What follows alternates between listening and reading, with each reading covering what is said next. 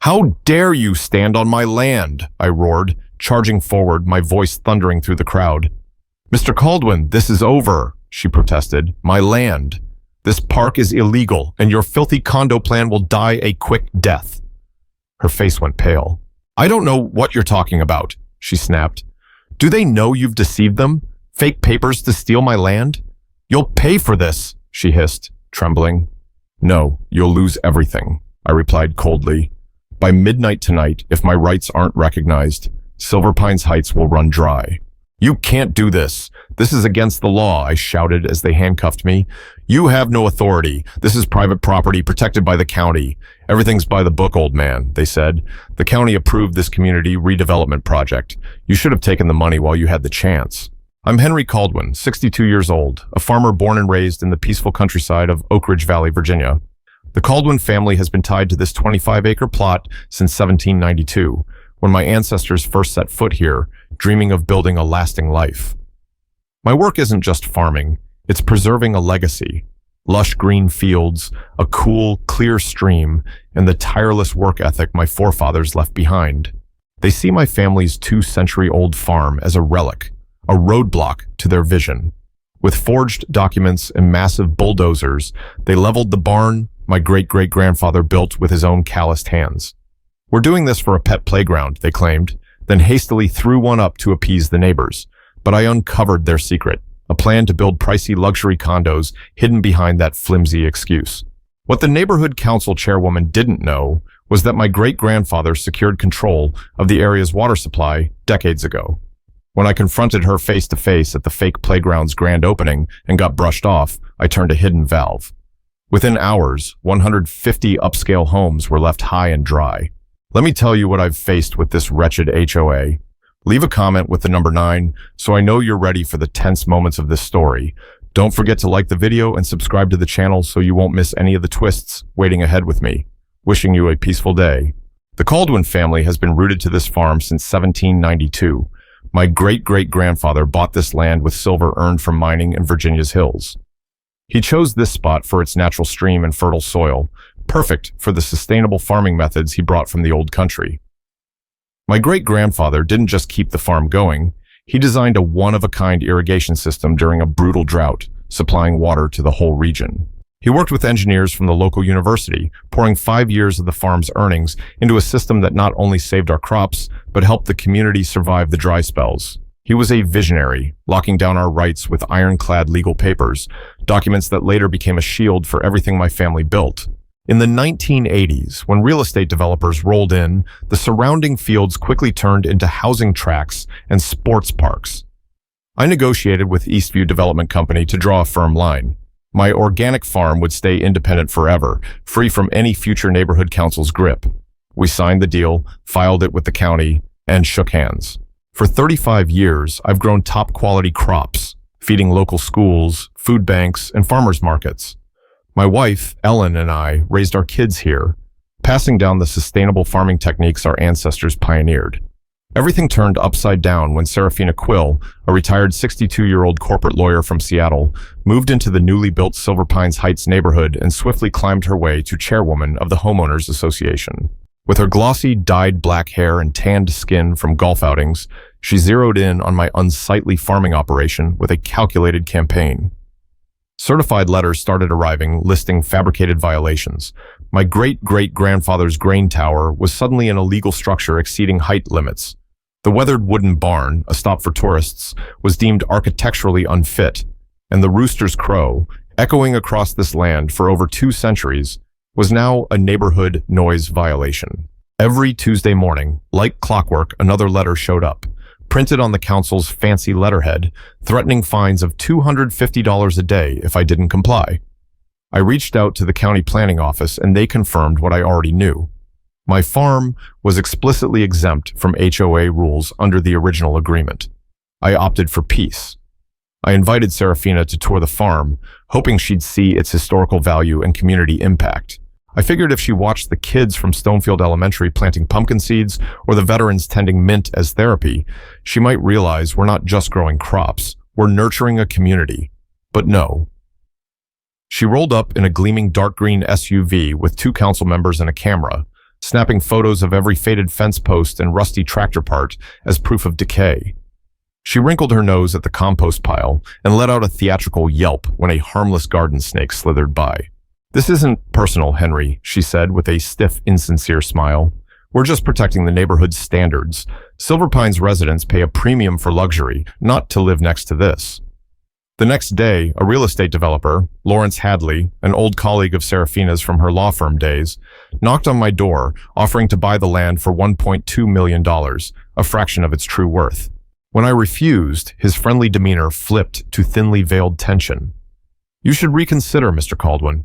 That barn your great-grandfather built, those heirloom crops, the stream where your kids fished, how much are those memories worth compared to our offer?" Things get tough for folks who won't adapt. When threats didn't work, the harassment turned blatant. Fines piled up daily, baseless and unrelenting. Anonymous complaints triggered environmental inspectors to scrutinize my farm's runoff. They found nothing wrong. Someone even called animal control to poke around my perfectly healthy livestock.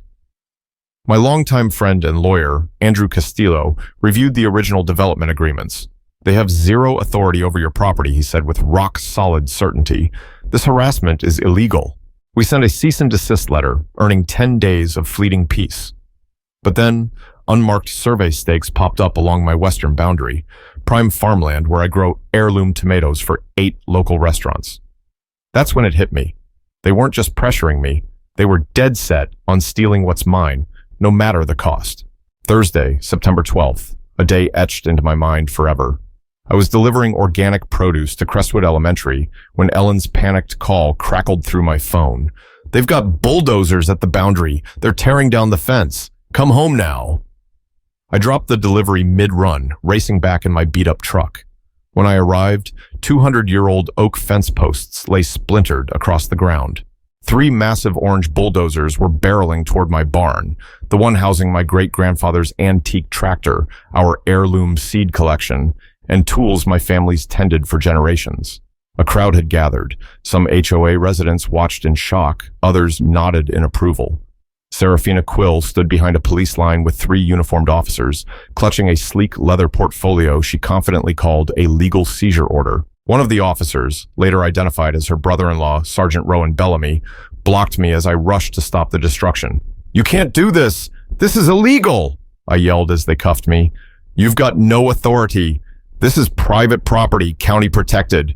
"Everything's by the book, old man," Rowan shot back, his smugness unmistakable, shoving me into the patrol car's back seat. "The county greenlit this community redevelopment project. You should have taken the money while you had the chance." From the back seat of the patrol car, I watched helplessly as they tore down the historic barn my great-great-grandfather built during the Depression. Crafted from timber, he'd felled himself on family land. Ellen filmed everything until they snatched her phone, claiming she was obstructing their work. What they didn't know was that I'd installed security cameras 2 months earlier, a precaution Andrew had urged me to take. Those devices captured it all, including Serafina's offhand remark to the bulldozer operator. "Smash that outdated barn to bits. We need wide open space for luxury condos." That careless moment would cost her dearly later. But right then, as I sat watching generations of my family's labor reduced to rubble, a suffocating helplessness gripped me, my chest tightening before the machine they'd built to steal my land. They released me after 4 hours, no charges filed, because no legitimate reason existed. I returned home to find Ellen surrounded by sympathetic neighbors, bringing food and outrage that matched our own. The seizure order Serafina had waved so confidently turned out to be a cleverly forged document on county letterhead, a fact we uncovered when Andrew called the county manager directly. "This is an unforgivable crime," Andrew said, his voice brimming with barely contained fury. "Forging government papers, destroying property, trespassing, outright fraud."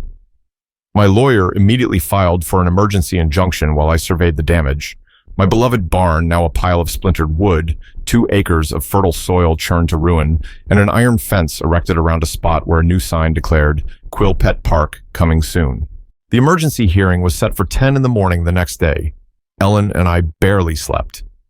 The empty space where the barn once stood tall against the night sky left a pang in my chest, keeping me restless for even a minute of peace.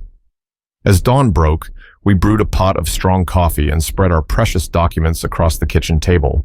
Deeds, surveys, development agreements, water rights certificates, all proof tying my family to this land longer than Serafina Quill's entire lifetime. When we walked into the Grayson County Courthouse, I faced not just Serafina's lawyer, but Judge Desmond Hartley, a salt and pepper-haired man with a tennis tan from weekend games with Serafina's husband at the Silver Pines Club. Their legal argument was laughable. They claimed my farm had been absorbed into the HOA through adverse possession, despite a stack of papers proving otherwise. They didn't expect I'd kept every document meticulously, a habit my father drilled into me as a kid. As I laid each page on the judge's bench, memories flooded back.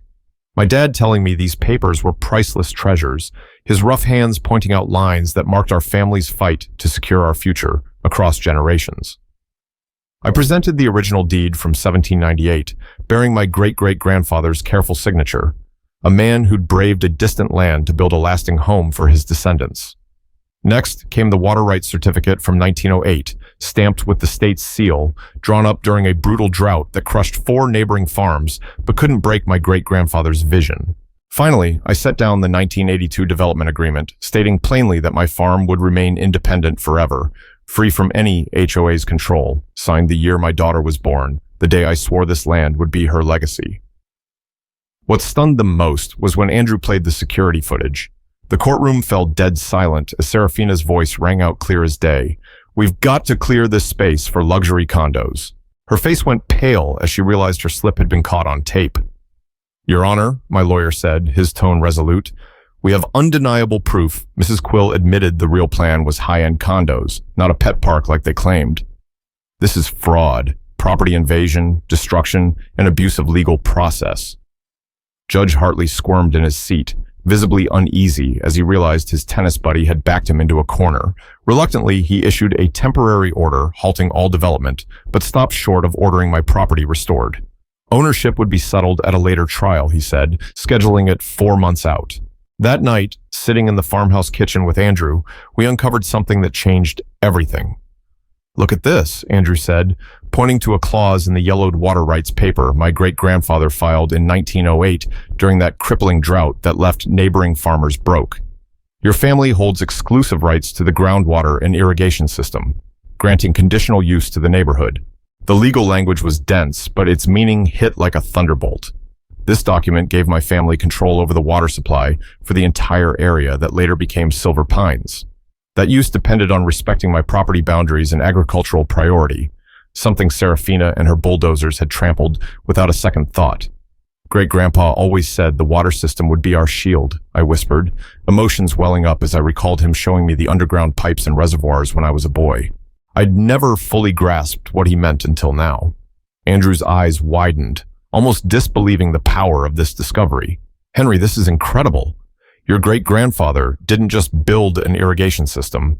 He set up the region's first private water utility before modern laws existed. And there's more." He pointed to a faded line. "The contract says, if your farming rights are violated, you can cut off the entire water supply with just 20 days' notice. No approvals needed, no court required. When Silver Pines was built, they tapped into your system to save costs instead of running lines from the county. That cheap shortcut's about to cost them big." The next morning, Andrew filed a discovery request, demanding all correspondence between the HOA board and developers tied to my property. The emails we got back laid their scheme bare. Messages between Serafina and Horizon Realty exposed the real plan. It wasn't just a pet park. It was phase 1 of Quill Towers, a luxury condo complex with private gyms and infinity pools, all slated for my family's farmland. "The old farmer doesn't know he's sitting on a gold mine," Serafina wrote in an email that set my blood boiling. "Once we take the land, we'll force a water rights change or let the county seize it for public use.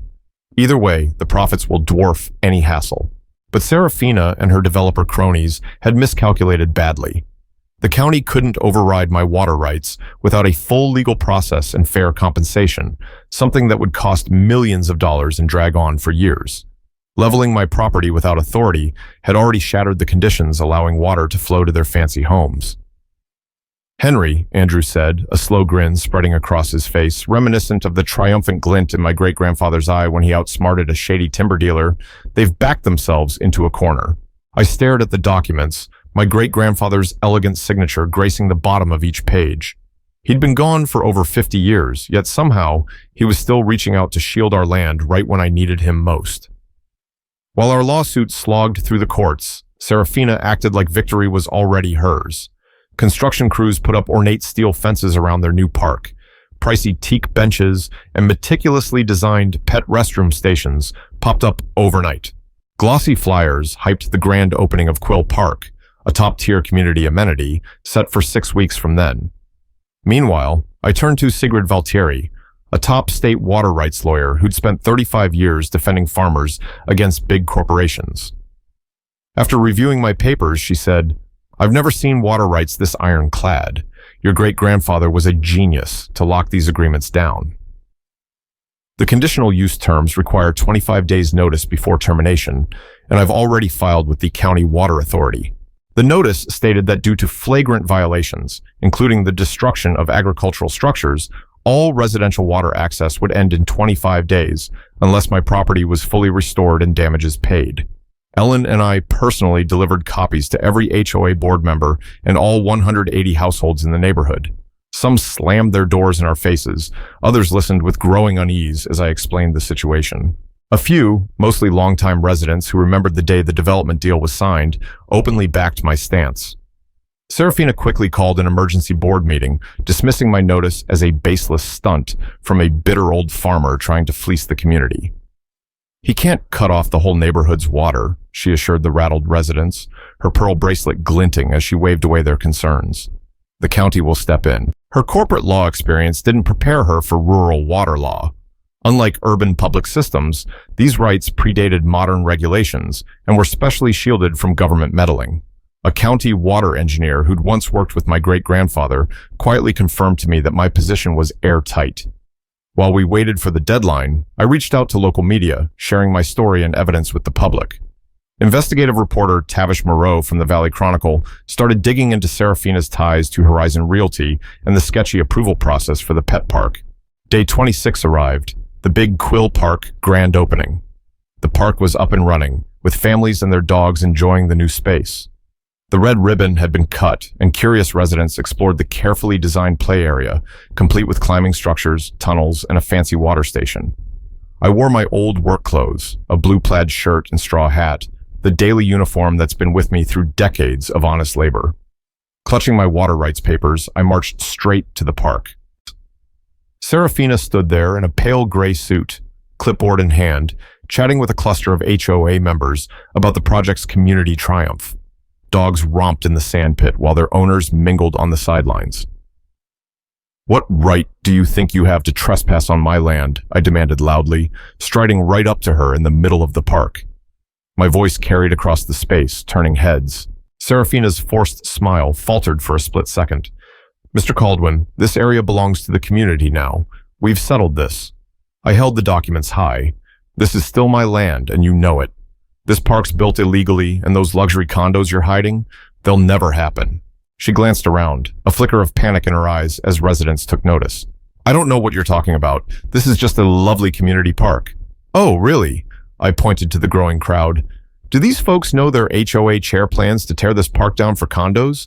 That she used fake papers to steal my land?" The confrontation heated up as residents began murmuring among themselves. A few stepped closer with their dogs, unintentionally framing a scene later captured in photos that would expose the HOA's scheme. "You'll regret this," Serafina hissed under her breath, struggling to keep her cool as her plans started to unravel. "No," I shot back, my voice firm. "You're the one who should be worried. If my rights aren't recognized by midnight, every home in Silver Pines Heights will be dry by dawn." I turned and walked away, leaving Serafina to face a crowd growing more skeptical by the second. A few hours later, when they ignored my ultimatum, Ellen and I headed to the old pump house my great-grandfather built from mountain stone during the tough years of the 1920s. Inside was the control system he'd installed, valve wheels and levers that could shift water flow across the region. With Ellen filming for proof, I slowly turned the main valve wheel, redirecting water from the residential lines to the agricultural reservoir we use for irrigation. The change wasn't obvious right away. Toilets still flushed from stored water, faucets still ran on leftover pressure. But across the neighborhood, water pressure steadily dropped. By 1 in the afternoon, with the ceremony still underway, Silver Pine's automatic sprinklers shut off completely. By 3 in the afternoon, residents coming home from work found upstairs taps bone dry. By 5, Serafina's wine party at the grand opening was interrupted by frantic texts. "No water, toilets won't flush. Is the county line broken?" The festive vibe dissolved into chaos as homeowners rushed back to check their houses. Less than an hour later, emergency vehicles rolled up to my farm. Not police cars, but county utility trucks, followed by a news van alerted by residents. A county water agency engineer reviewed my papers and announced to the gathering crowd, "Mr. Caldwyn is fully within his rights. The conditional use terms were grossly violated by unauthorized agricultural land seizure." Serafina's phone rang at 9 that night, her voice a mix of panic and fury. "Turn the water back on now. You can't do this." "Actually," I replied calmly, "I followed every legal step to terminate the use rights you breached when you brazenly took my land. My terms are clear. Fully restore my farm, compensate all damages, and permanently recognize my land's independence from HOA control. Until you agree, I'd suggest stocking up on bottled water." By the next morning, Silver Pines Heights was in crisis. No one could shower before work, toilets wouldn't flush, coffee makers and dishwashers sat useless. Lush green lawns began wilting under the early fall sun. Swimming pools turned stagnant. The community split, but not how Serafina expected. Instead of uniting against me, many residents turned their anger on the HOA board for landing them in this mess. Longtime residents like Lorcan Vesper and Fiona Brennan, who'd always cherished the charm of living near an old farm, called an emergency community meeting without the board. They invited me to speak directly to the neighbors. The room was packed. I didn't show up with bravado or a rehearsed speech. I wore my everyday work clothes, clean but worn, hands still stained with field dirt. The honest look of a farmer tied to this land for decades. I wasn't there to gloat. I brought documents proving Serafina's secret development scheme, copies of the forged land grab papers, and video of the destruction. What shocked residents most was learning their HOA fees had funded this illegal move, potentially leaving them liable. "I don't want to hurt innocent families," I said. "I just want my farm restored and protected. For 6 generations, we've been good neighbors. I'd like to keep it that way." Tavish Moreau's investigative report aired that night, revealing Serafina's husband had received $300,000 in Horizon Realty stock just 2 days before the bulldozers arrived, a blatant conflict of interest never disclosed to residents. By the 4th waterless day, a petition demanding the board's resignation hit 90% of households. From seeing me as the enemy, neighbors became unexpected allies. Folks who'd never cared where their food came from were now standing up for a farmer's right to his land. District Mediation Judge Era Solano called an emergency session on the 6th day. The courtroom overflowed with residents wearing Save Caldwyn farm pins. Serafina arrived with 2 lawyers from her old firm. I brought my papers. After reviewing the evidence, Judge Solano spoke plainly, no nonsense. In 25 years on the bench, I've rarely seen such a flagrant violation of property rights and HOA overreach. Mr. Caldwyn's water rights are entirely legal and properly enforced after the use conditions were broken. Turning to Serafina, she added, "Mrs. Quill, as a lawyer, you must know the gravity of forging documents. This court strongly advises you to accept Mr. Caldwyn's terms immediately. Criminal prosecution remains a possibility." The new HOA board, elected the previous night in a tense community meeting, immediately agreed to my terms: fully restore my property, including rebuilding the historic barn to its original design, compensate all damages, and sign a permanent legal agreement exempting my farm from HOA control. True to my word, I turned the water back on as soon as the papers were signed. Judge Solano personally added a clause banning any development within 150 feet of my property line, creating a permanent buffer to protect the farm. As I left the courthouse, dozens of neighbors approached me, not with anger, but with apologies and offers to help rebuild. That's when I realized this conflict had tied my farm to the community in a way I'd never dreamed possible. Things shifted fast.